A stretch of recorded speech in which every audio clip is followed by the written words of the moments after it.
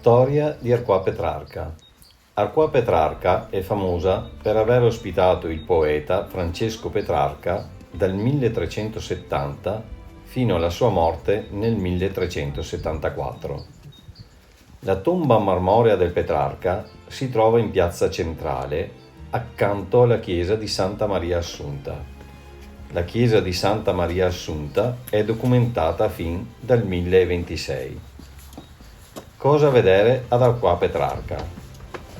Casa del Petrarca, oratorio di Santissima Trinità e loggia dei vicari, fontana e tomba del Petrarca, laghetto della Costa, sito UNESCO, giardino di Val San Zibio, fondazione musicale Masiero e Centanin.